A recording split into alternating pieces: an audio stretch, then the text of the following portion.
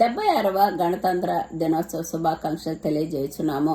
మనకి స్వాతంత్ర సమరయోధులు వాక్ స్వాతంత్రము, మత స్వాతంత్రము మనకి సహోదర భావన కలిగి చేశారు కాబట్టి మనం వారిని జ్ఞాపకం చేసుకుని అభినందించవలసిన వారమే అంటున్నాము. అయితే మన పాపాలకి మోషే ధర్మశాస్త్రము శిక్ష వేసినప్పుడు యేసయ్య చేతిలో మేకులు కొట్టుకొని చేతివ్రాత మన పాపాలు తీసివేసి మనకు రక్షణ ఇచ్చాడు. అదే నిజమైన స్వాతంత్రము.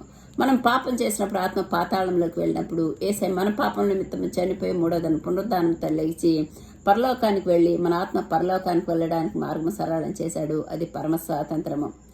యేసయ్య పాపులతో తక్కువ జాతి వారితో స్నేహం చేసి వాళ్ళ పాపం నుంచి విడిపించి రక్షణలోకి నీతి మార్గంలో నడిపించాడు. అది నిజమైన స్వాతంత్రము. చీకట్లో ఉన్న వారికి వెలుగునిచ్చాడు, దుఃఖంలో ఉన్న వారికి ఓదార్పునిచ్చాడు, రోగులను స్వస్థపరిచాడు. అందుకనే ఈ దినమున మనము జెండాకు వందనం చేద్దాము. యేసుక్రీస్తు ప్రభువుకు 2 చేతులెత్తి కృతజ్ఞతాస్తుతులు చెల్లిద్దాం.